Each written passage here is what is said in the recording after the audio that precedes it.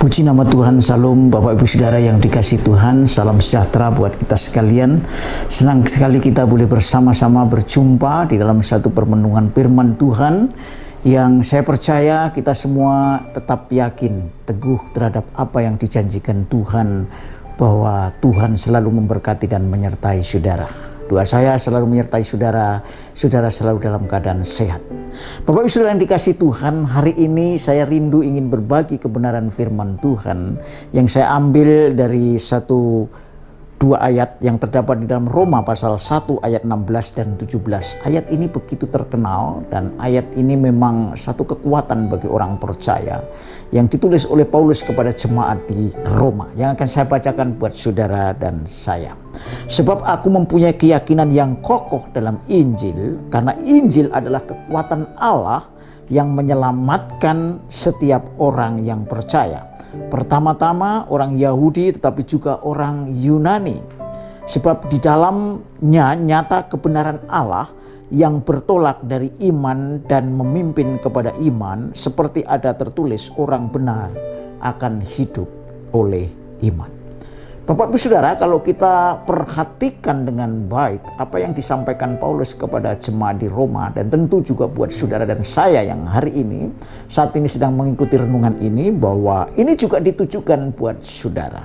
Karena orang benar akan hidup oleh iman. Ini adalah kutipan dari satu nubuatan yang ada di dalam kitab Perjanjian Lama. Kalau nggak salah di dalam Habakuk pasal yang kedua dan ayat yang keempat yang berbunyi, orang benar akan hidup oleh iman.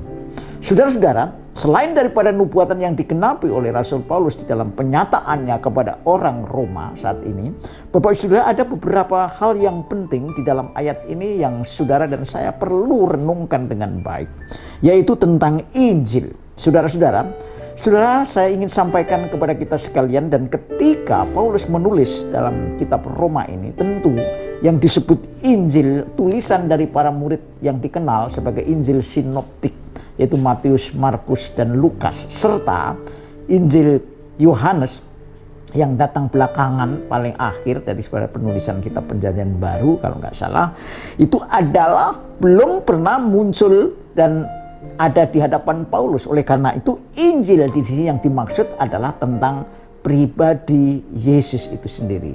Itu adalah menurut pandangan saya buat saudara dan saya sekalian.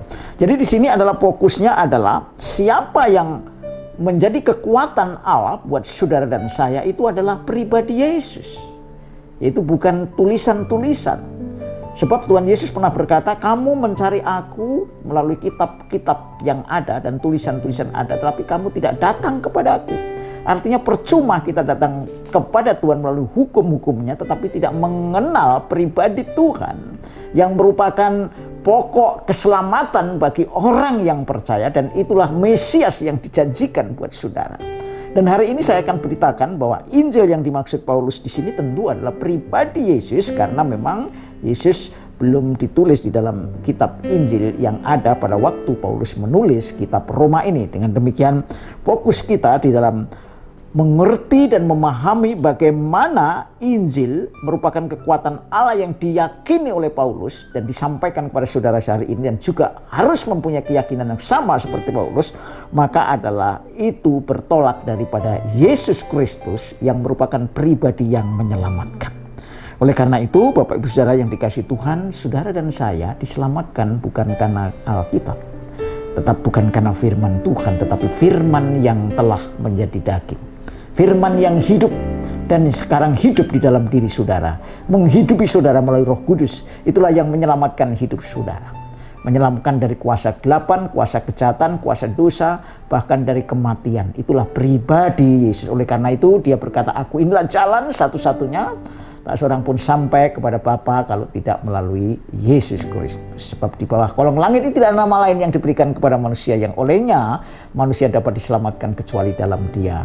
Dalam Kisah Rasul pasal 4 ayat 12. Itu yang pertama. Jadi fokus kita adalah bagaimana Injil menjadi kekuatan Allah buat saudara dan saya yang percaya, bagi orang Yahudi terutama dan orang Yunani, saudara dan saya sebagai orang yang di luar Yahudi, termasuk orang yang diwakili oleh kelompok Yunani, maka adalah percaya kepada pribadi Yesus yang mati dan bangkit karena dosa dan kesalahan saudara. Itu yang pertama. Kemudian yang kedua, Bapak Ibu Saudara, pribadi Yesuslah yang menyelamatkan kita. Saya tadi sudah singgung di depan, dan bukan menghafal apa yang dikatakan dalam tulisan-tulisan kitab suci. Sebab pribadi itulah yang harus kita terima di dalam Yohanes pasal 1 ayat 12. Sebab barang siapa yang menerima Dia diberi kuasa untuk menjadi anak Allah. Jadi yang kita terima supaya kita mempunyai iman yang sungguh, iman yang sejati, itu adalah pribadi Yesus yang menyelamatkan saudara dan saya. Dan itu berlaku tidak hanya bagi orang Yahudi, tetapi juga untuk orang Yunani, yang dalam hal ini saudara sebagai orang Indonesia yang mendengarkan firman Tuhan ini. Mari, jika di antara saudara belum menerima Yesus Kristus sebagai juru selamat dan Tuhan, saya mengajak kepada saudara untuk ambil sikap, terimalah Yesus dengan iman bahwa Dia adalah juru selamat, Mesias yang dijanjikan buat setiap bangsa, buat saudara secara pribadi yang mendengarkan firman Tuhan ini. Datang kepada Yesus dengan merendahkan diri, terima Dia sebagai juru selamat dan Tuhan. Karena Injil adalah kekuatan Allah yang menyelamatkan setiap orang yang percaya. Itu yang kedua. Yang ketiga, Bapak Ibu Saudara, oleh karena itu di dalam kehidupan kita, kebenaran Allah yang disingkapkan adalah bertolak dari iman kepada iman. Dikatakan bahwa orang yang benar hidup oleh sebab iman. Dari awal sampai akhir kehidupan orang percaya yang menerima Yesus, tentu dia harus hidup oleh iman. Dan berangkat dari iman, berakhir dengan iman. Dan itu dikatakan di dalam Ibrani pasal yang ke-12, Ibrani pasal yang ke-12, Bapak Ibu Saudara, ayat yang kedua, saya akan bacakan buat saudara dan saya. Di sana dikatakan sebagai satu undangan dan ajakan, marilah kita melakukannya dengan mata yang tertuju kepada Yesus yang memimpin kita dalam iman dan yang membawa iman itu kepada kesempurnaan. Saudara, kalau kita datang kepada Tuhan dan fokus kita adalah kepada pribadi Yesus itu sendiri, artinya mempunyai hubungan pribadi dalam doa, dalam hidup sehari-hari. Karena Yesus yang hidup dalam diri kita melalui Roh-Nya yang kudus, maka hidup kita itu dituntun oleh Tuhan yang fokusnya karena kepada Yesus yang mati dan bangkit, yang mengirim Roh Kudusnya buat saudara, dan saudara menjadi bait-Nya yang kudus. Dan itulah yang membawa saudara di dalam iman yang semakin bertumbuh dan hidup.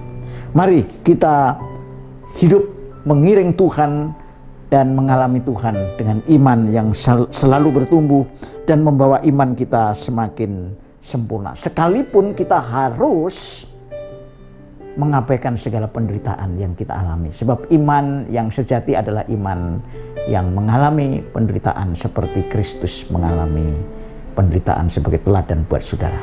Karena itu Bapak Ibu Saudara yang dikasih Tuhan, dari apa yang kita renungkan hari ini, bahwa Injil adalah kekuatan Allah yang menyelamatkan bagi setiap orang yang percaya. Fokusnya bahwa Injil itu adalah pribadi Yesus yang menyelamatkan saudara dan saya. Karena itu terimalah Yesus sebagai juru selamat dan Tuhan. Dan bagi saudara yang sudah menerima hari ini bahwa Yesus sebagai juru selamat dan Tuhan, iman saudara jangan bergeser dari pribadi Yesus yang mati dan bangkit buat saudara, bahkan yang mengutus Roh Kudusnya di dalam hati saudara, karena saudara adalah bait Allah yang kudus dan Dia berdiam di dalam diri saudara untuk selama-lamanya. Kiranya firman Tuhan yang hari ini menguatkan saudara dan saya. Terimalah dengan sukacita karena Tuhan memberkati saudara dan saya. Haleluya. Amin.